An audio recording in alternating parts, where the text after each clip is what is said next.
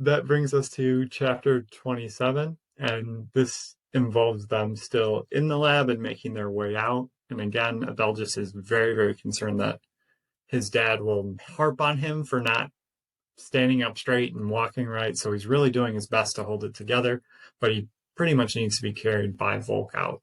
His brother Nero walks in, and one thing that Volk notices is that his arcanist mark on his forehead isn't super defined yet, which means that it's newly bound. So whatever his Eldrin is, and Volk doesn't recognize it is a very recent connection.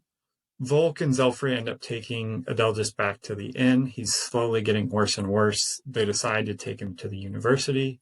Gillie's there, and there's a lot better resources. So they're hoping that they could find some way to help him out. We just say that we're given instructions by Zelfrey before he left Thiesen's artificial place of, don't leave without me. And here we are. Like, Zelfrey got back and was probably like, you son of a bitch. Nobody listens. Why does nobody listen? Zelfrey actually talks and explains a little bit about what Adelgis is suffering from. So one of the things is that when you bond with an Eldrin, it almost shares and lives off of your soul. Your soul heals itself, so as long as you're only bonded to one, there's no harm done and you kind of both benefit from the relationship. But if you try to bond to a second one, it becomes too much and it eats away on you, and you actually die because your soul gets eaten away. And what Zelfrey suspects happened is when the leech was going to be removed, the leech was feeding off of Zelfrey's soul. It wasn't going to kill him because it needed him to live, but when it started to be cut out, it likely took a big bite. And that's what Adelgis is suffering from, is a sudden loss of a lot more soul than he likely can handle. So Zaxxas ends up showing up to try and heal Adelgis. He's not able to do much.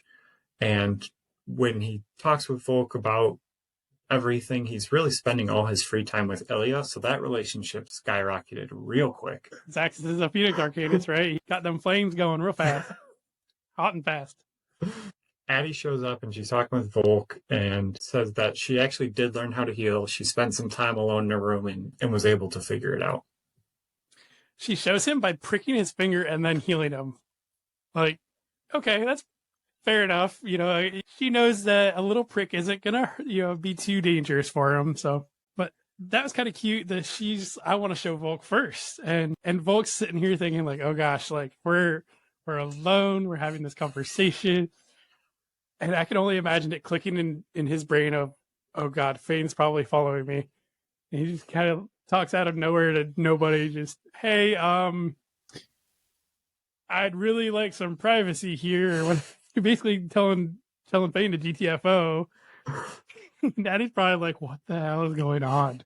Things Volk's crazy. It reminds me of Harry Potter, the second book, or I guess the movie more so. They're in Hagrid's hut, and if anybody needs answers, just follow the spiders. And everybody's sitting there like, who the hell are you talking to? just no one. Just a bit of information out there,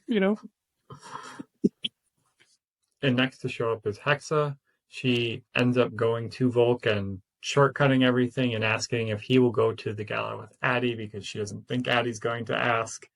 And Volk tells her the truth and says, hey, I met Karna, who is from the Moonlight District, and she's amazing, and she can sing and dance, and I'm going to go to the gala with her.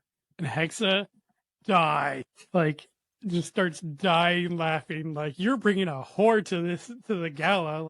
And again, Volk is so naive that he's probably like, no, she's not.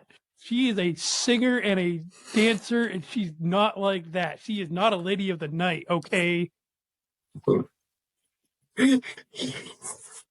Poor Volk. He's probably like, how do I keep ending up in these situations? One more girl that I got to deal with. And I want to thank everybody for listening, and just want to remind everybody that we post our new episode every Wednesday morning around 11 a.m. Eastern Standard, 10 Central. And for those that are out on the Pacific Ocean, 8 p.m. Pacific Standard Time. We are podcasting on all platforms that podcasts are played on. We're also on YouTube for video, and we want to make sure we give our thanks to our editor, Dan Mackison, for including pictures and links to everything. And if you want to reach out to us on Google, we are at frithguildpod@gmail.com, or Facebook or other social medias at Frith Guild Podcast. Pretty much, we own the market on at Frith Guild Podcast. So if you look us up like that, you'll find us somewhere. We want to thank the Frith Chronicles Wiki as well as a great resource. And again, link to everything is down below in the description section. And with that, we are ending this week's chapter, and we will look forward to hearing from you next time. Scott, you got anything else? No, looking forward to it. All right. I think we're getting close to the tourney. Close. I thought it was earlier, but I was a bit anxious for it. All right. We'll see you next time.